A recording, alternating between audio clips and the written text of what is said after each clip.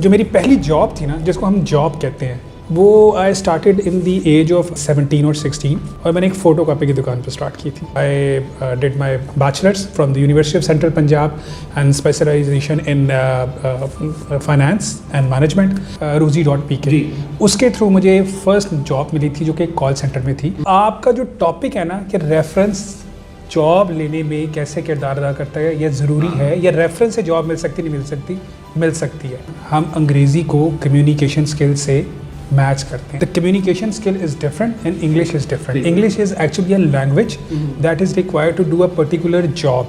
Basic knowledge of English is good, you are able to communicate in the English. Specifically compare करें तो private sector को और public sector को, so public sector में नौकरी लेना और फिर नौकरी लेने के बाद उसमें सर्वाइव करना, वो आपकी परफॉर्मेंस पर डिपेंड करता है। सबसे इंपॉर्टेंट चीज़ ये है कि आप अपनी नेटवर्किंग की डेवलप करें। व्हेन समबडी अप्लाइड तो 70% प्लस कैंडिडेट्स को हम लिंक्डइन पर जाके ज़रूर देखते हैं।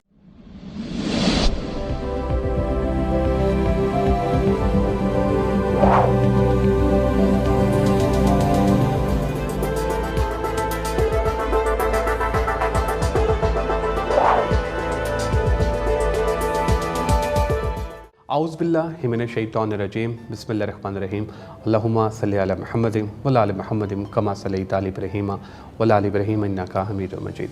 अस्सलाम वालेकुम प्यारे साथियों, अस्सलाम वालेकुम दोस्तों।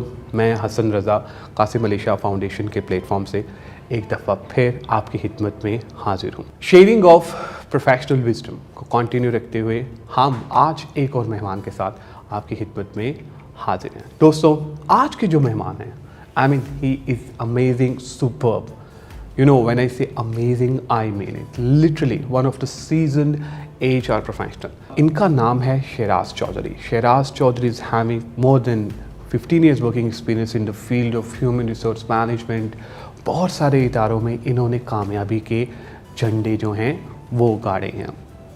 दोस्तों, इनके साथ आज हम बहुत ही इंटरेस्टिंग टॉपिक पे डिस्कशन करेंगे और वो टॉपिक है, क्या रेफरेंस से नौकरी मिल सकती है। इनका ये मानना है कि हाँ, रेफरेंस से नौकरी मिल सकती है। आइए इनसे मिलते हैं और इनसे पूछते हैं कि किस रेफरेंस से नौकरी मिल सकती है। अस्सलाम वालेकुम शेराज, थैंक यू वेरी मच। वालेकुम अस्सलाम, कैसे हैं सना? अल्हम्दुलिल्लाह परफेक्टली फाइन, ज़बरदस्त। और I am super excited today कि आज का जो सेशन है वो हम आपके साथ रख रहे हैं। तो शेराज, सबसे पहले हम आपसे जानना चाहेंगे कि माशाल्लाह you are having 15 years working experience in the field of human resource management. बड़े लोगों के आपने इंटरव्यूज़ किए, बड़े लोगों को आपने अपॉर्चुनिटीज़ दिए, बड़े लोगों को आपने मौक़े दिए। आपको कैसे ख़याल आया ह्यूमन रिसोर्स मैनेजमेंट की तरफ आने का, और अपने जो इस जर्नी को, HR की जर्नी को हमें बताइए, किस तरह से स्टार्ट किया? Thank you very much, Hassan. Thank you very much for giving the opportunity to speak over that particular channel. और मैं बड़ा एक्साइटेड हूँ। अपनी हर बंदे की एक स्ट्रगल स्टोरी होती है जो कि अल्टीमेटली फिर बाद में जाके सक्सेस स्टोरी बन जाती है। सो ये है कि I would like to start from the point कि जो मेरी पहली जॉब थी ना, जिसको हम जॉब कहते हैं, वो I started in the age of I think I was like 17 और 16 और मैंने एक फ़ोटो कापी की दुकान पर स्टार्ट की थी। And I was like literally doing the photo copies and just because yes, वो किसी रेफरेंस से ही थी, यानी मेरे वालिद साहब के कोई जानने वाले थे तो उनके साथ थी। फोटो कॉपीज़ करवाना। और तब आप पढ़ भी रहे थे? अभी मैं पढ़ भी रहा था। तो उसका मकसद नौकरी करना नहीं था, वो एक्सपोजर देना था मेरे वालिद साहब की तरफ से कि दुनिया में हो क्या रहा है, आपको बाहर जाके पता चले। आपको पता है वालिदैन अपने बच्चों का ख्याल रखते हैं, चाहते हैं कि अच्छे से अच्छा इन्वायरमेंट दिया जाए, अच्छे से अच्छा कल्चर दिया जाए। बट जब बहुत ज़्यादा पैम्पर्ड हो जाए ना, तो फिर वालिदैन को ये भी पता होता है कि कौन सी ऐसी जगह या कौन सा ऐसा फैक्टर है पर्सनालिटी में जिसको डेवलप करना है। तो वो जो पहली जॉब थी, दैट्स आई स्टार्टेड देयर। वाह। फिर उसके साथ मेरी जो स्टडीज़ थी, I did my bachelors from the university of central Punjab and specialisation in finance and management. From the same university, I did my MBA back in 2019 with specialization in finance and human resource management. Job का भी जो professional job है उसका भी बड़ा एक different सा experience रहा करियर स्टार्ट करने का। अल्हम्दुलिल्लाह मेरे वालिद की तरफ से मुझे काफ़ी सपोर्ट रही, बट आपको पता है कि हालात ज़िंदगी में नशेब व फराज ऊपर नीचे होते हैं। सो पर्टिकुलरली जब when I was started doing my MBA, तो थोड़े से हालात जो माली हालात थे ऊपर नीचे हो गए, तो MBA में मुझे ख़ुद अपने आप को सपोर्ट करना पड़ा। So I started job in the night. एक प्लेटफॉर्म है Ruzi.pk, उसके थ्रू मुझे फर्स्ट जॉब मिली थी जो कि एक कॉल सेंटर में थी, और that's a US based call centre. हम रात शाम 6 से रात 3 बजे तक वहाँ पे जॉब करते थे। साथ साथ मैं स्टडीज़ भी कर रहा था, मेरे सेकेंड लास्ट सेमेस्टर था, then I complete the semesters, thesis complete किया और साथ साथ सपोर्ट भी करता रहा अपनी स्टडीज़ को। देन आई रियलाइज़ कि now I have a qualified degree, तो जो मैंने HR, फाइनेंस, मैनेजमेंट पढ़ी है, तो मुझे मतलब नौकरी अब स्पेसिफिकली उसमें करनी चाहिए। तो आई स्टार्टिंग वरिंग कि जो एक फ्रेश ग्रेजुएट होता है कि यार अच्छा यार मैं अपने फील्ड की नौकरी कैसे ढूंढूं, प्लस ये कि 9, 10, 11 महीने हो गए रात की नौकरी कर रहा हूँ, तो कैसे एक, क्योंकि सोशल लाइफ भी थोड़ी सी डिस्टर्ब हो गई थी, दोस्तों के साथ, फैमिली के साथ मिलना मिलाना, यूनिवर्सिटी भी पूरा जाना, ऑफिस चले जाना, देन फिर सारी रात को काम करना, तो थोड़ा सा ये था कि यार जॉब कैसे जो है हासिल की जाए। तो एक दिन मैं कॉल सेंटर में बैठा, थोड़ा सा परेशान था, तो मेरे साथ वाली सीट पे मेरे कुलीग बैठे थे, नबील भट्ट साहब। यस, मैंने आपसे जिक्र किया। नबील भट्ट साहब का थोड़ा सा बैकग्राउंड ये बताऊंगा कि वो सुबह के टाइम 8-9 घंटे की नौकरी ज़मीन.com में करते थे, और 8-9 घंटे की नौकरी मेरे साथ इस कॉल सेंटर में करते थे। तो अगर आप 1 या 2 घंटे का आने जाने का सफ़र भी हो, तो वो ऑलमोस्ट 18 घंटे काम करते थे और 6 घंटे वो सोते थे। He is a very hard working person. अच्छा, specifically I was sitting there और मेरी उनसे डिस्कशन हुई कि यार I was like worried that, तो उन्होंने पूछा यार जिगर क्या फ्रस्ट्रेशन थोड़ी सी थी कि रात को काम करके यार कि पर्सनल लाइफ भी डिस्टर्ब है, रूटीन डिस्टर्ब हुई है, तो you want to come back कि जी मुझे कुछ सुबह की जॉब है और फिर अपनी फील्ड में जॉब मिले। और वो अमूमन जो है वो हम एक जो हमारे कुलीग्स होते हैं उनसे डिस्कशन कर लेते हैं कि यार शायद मैं इस तरह अनकंफर्टेबल होते हैं। ठीक है, सो मैंने उनसे जनरली बात कर ली। उन्होंने कहा यार प्रॉब्लम ही कोई नहीं, मुझे ना अपनी CV दे। ठीक है, मैंने उनको अपनी CV अपडेट करके दे दी कि यार ये मेरे एजुकेशन है, मैं यहाँ पे काम करूँ। उन्होंने जहाँ वो जॉब कर रहे थे उन्होंने वहाँ पे फॉरवर्ड की और मुझे ना बिठा के बाकायदा मेरी काउंसलिंग की कि भाई वहाँ पे अंग्रेज़ी का एक टेस्ट आएगा, तूने अंग्रेज़ी की तैयारी करनी है और वो पास कर।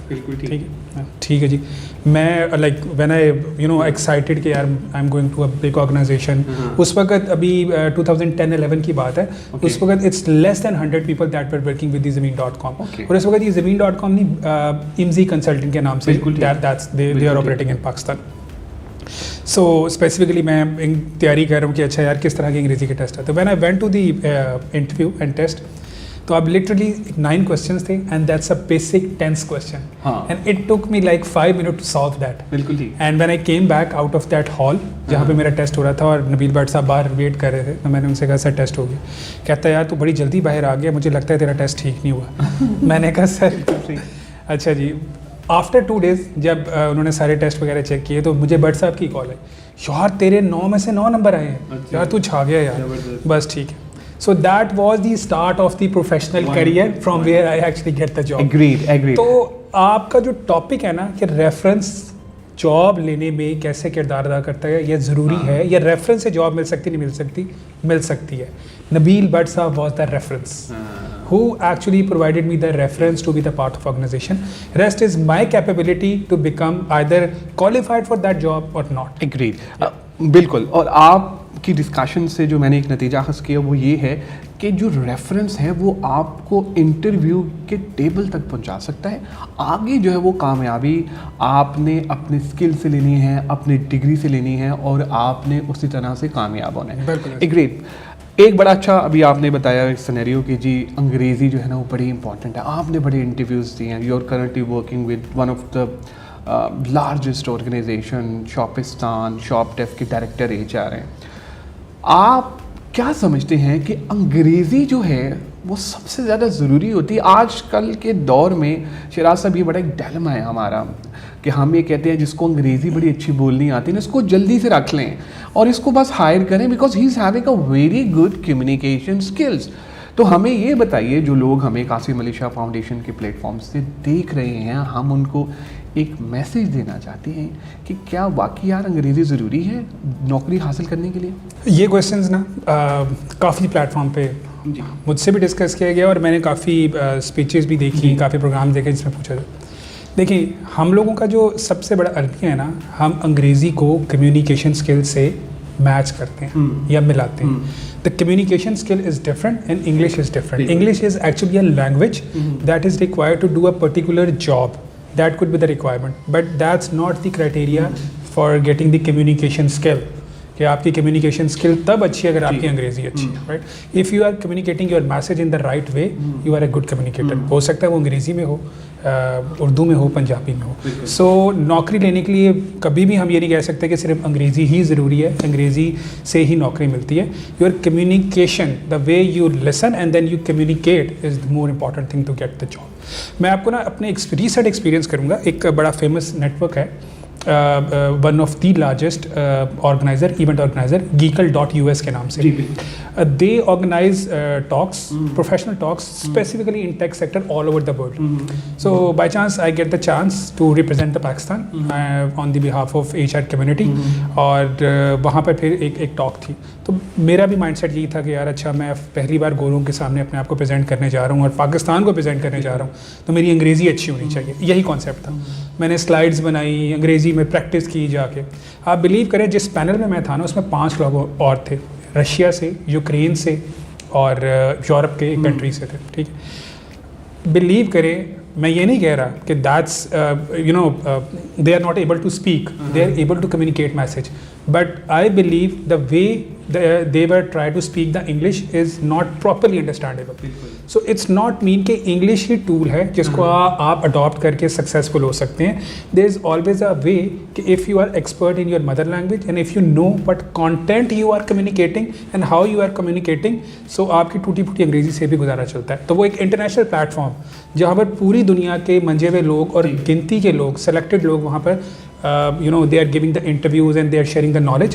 तो वहाँ पे मेरा ये एक्सपीरियंस रहा कि लोग बहुत अच्छी कोई अंग्रेज़ी नहीं बोल रहे थे. इवन जो उनका लहजा भी था अंग्रेज़ी का, कोई स्पेसिफिकली इंग्लिश लैंग्वेज का लहजा नहीं था जो उनकी अपनी नेटिव में, उस लहजे में they are speaking the English. So not at all, not all over the world ऐसा कोई फिनोमिना नहीं है कि आपको अंग्रेज़ी ही बहुत आनी चाहिए नौकरी हासिल करने के लिए.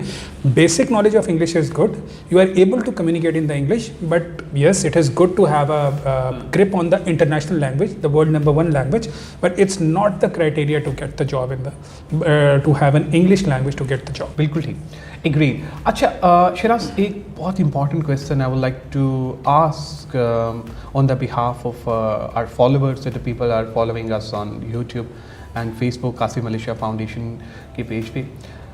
कभी आपके साथ कोई ऐसा सिनेरियो हुआ हो जिसमें आपको फ़ोन करके ये कहा गया हो? HR वालों के साथ बहुत होता है, तो हम आपसे भी आपका एक्सपीरियंस जो है ना वो पूछना चाहेंगे कि भाई ये हम बंदा भेज रहे हैं, इसको ऑन बोर्ड करना है, इसको रखना है. तो एज ए HR प्रोफेशनल आपने इस पूरी सिचुएशन को कैसे हैंडल किया? क्योंकि अलमिया ये है हमारे यहाँ, ग्लोबली अलमिया है, पाकिस्तान में थोड़ा सा आई थिंक ज़्यादा है कि सिफारिश जो है ना वो बड़ी चलती है. बड़े टैलेंटेड प्रोफेशनल्स, बड़े टैलेंटेड लोग जो है ना वो ढूंढ रहे होते हैं.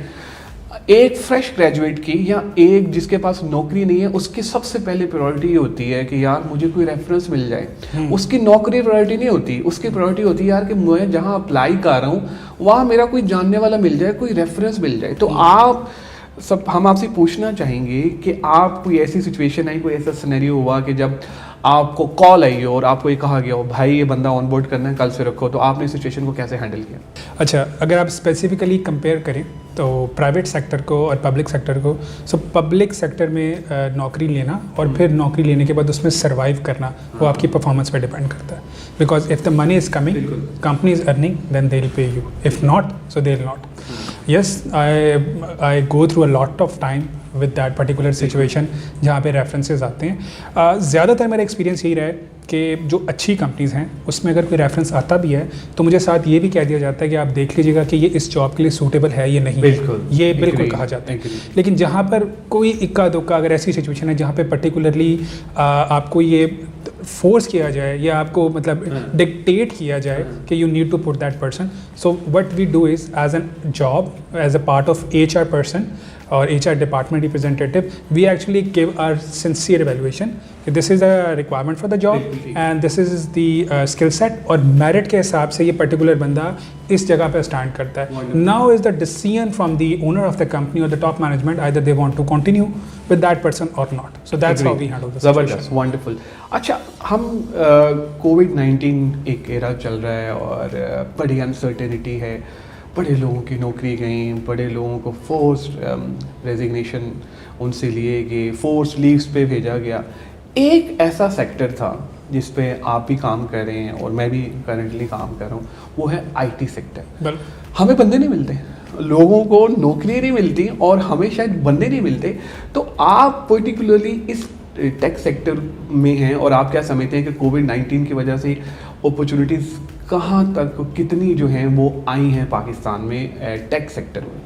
बिल्कुल ऐसे. एक न्यूज़ के मुताबिक आई was like going through internet on the first in the first quarter of 2021, more than 2600 companies, tech companies is being registered in the SECP. Wow. तो आप इससे अंदाज़ा लगा लें कि how frequently the IT business is growing, right? Wow. So specifically due to the COVID, remote work is a new norm. If you are sitting in international country like US, Europe में, Canada में बैठे हैं, and then you know due to the lockdown you need to work from home. Agreed. So when international countries actually being outsource their resources to the local countries, तो उनको cost effective पड़ता है. Up to 70% तक less cost पड़ती है when they outsource to the people. So इस trend को continue करते हुए when COVID is came in, so एक तो outsourcing का concept वैसे ही बहुत आम हो रहा था. कोविड के बाद आपका जो नॉर्म है वो चेंज हो गया. People move more towards the internet and online stuff. आपकी शॉपिंग है, बैंकिंग है, एजुकेशन है.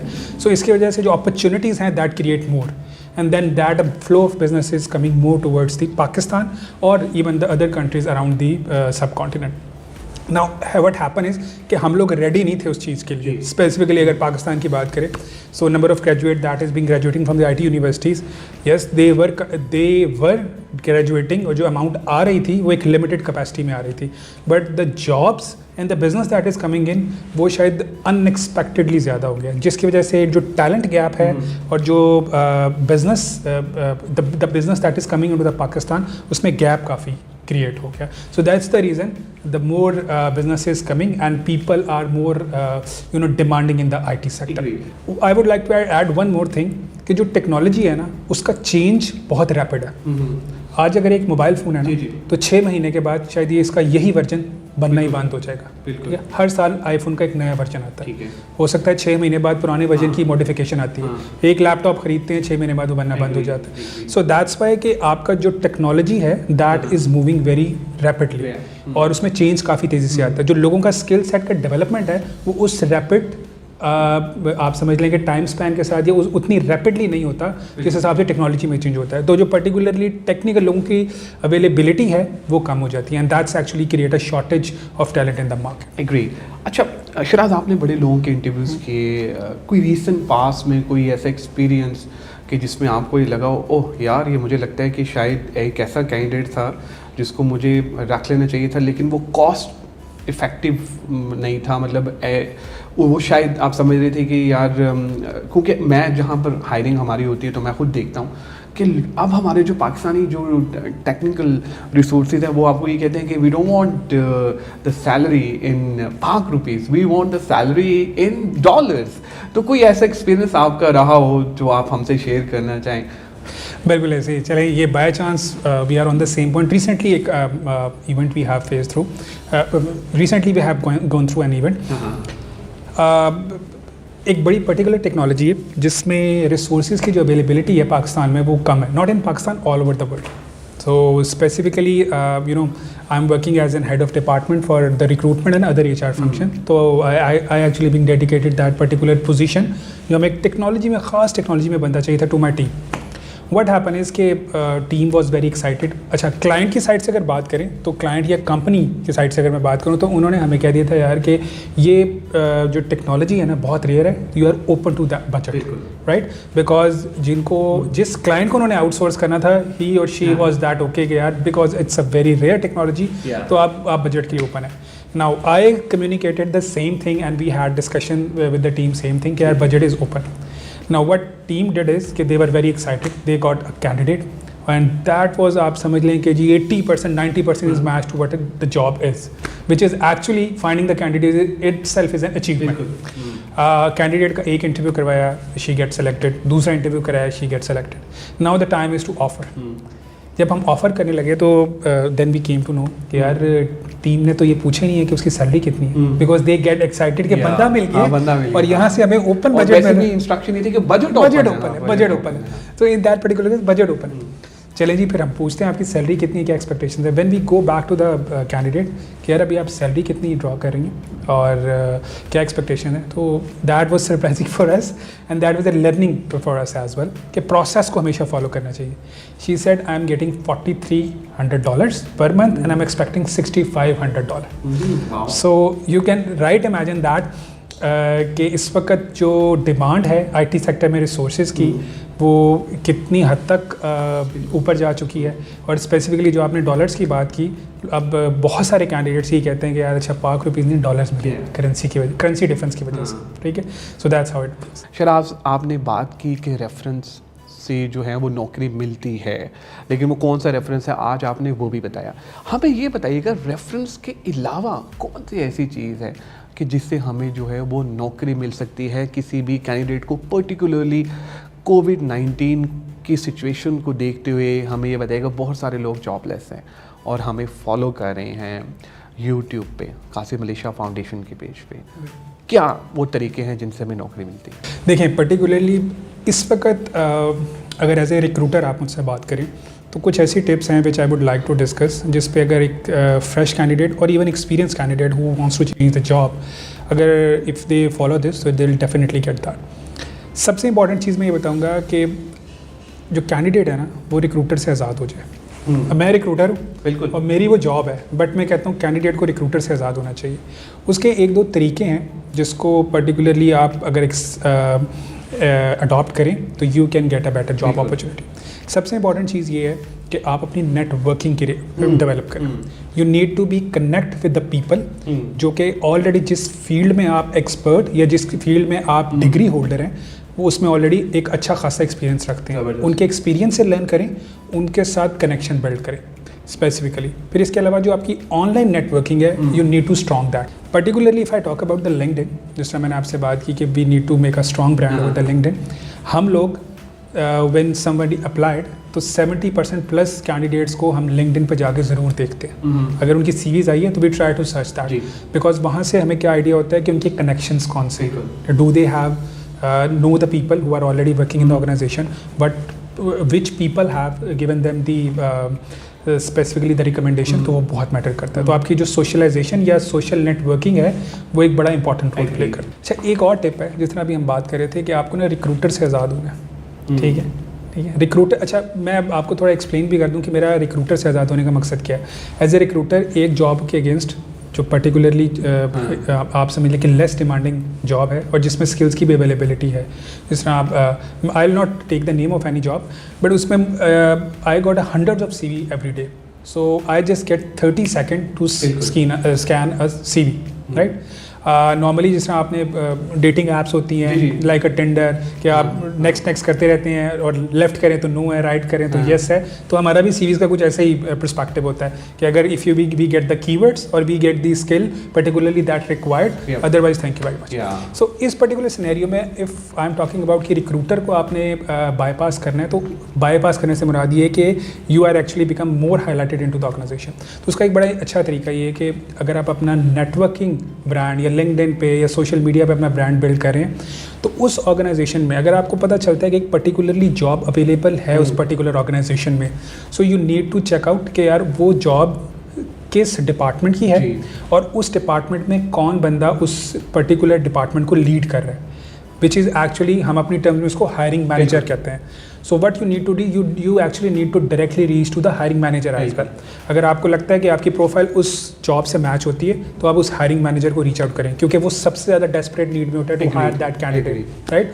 तो अगर आप अपनी, और जब आप उसको रीच करें तो अपनी CV को उस तरह कस्टम बनाएं कि जो जॉब की रिक्वायरमेंट है, ताकि आपको उस हायरिंग मैनेजर को ये लगे कि यार यू आर द पर्सन, आपके अलावा दुनिया में और पर्सन है ही नहीं जो इस जॉब से मैच कर सकता. और मेरे ख्याल है जब जो स्टेप आपने बताए हैं, अगर इन स्टेप को जो जॉब सीकर्स हैं फॉलो करें तो किसी रेफरेंस की ज़रूरत नहीं पड़ेगी। सर बिल्कुल ऐसे आपका सीवी ही आपका सबसे बड़ा रेफरेंस होगा। सर ये जो आप तरीके देख रहे हैं ना, ये रेफरेंस ही तो बना रहे हैं। बिल्कुल बिल्कुल। जिस रेफरेंस की हम बात करें कि नेटवर्किंग में आपने जाना, हायरिंग मैनेजर को अप्रोच करना, so that's the you are creating your own reference, that's what you do. Shiraz, any message that you want to give to the followers of Qasim Ali Shah Foundation? तरक्की का जो रास्ता है ना, वो कभी भी आसान रास्ता नहीं है, क्योंकि अगर वो आसान रास्ता है तो वो तरक्की का रास्ता नहीं।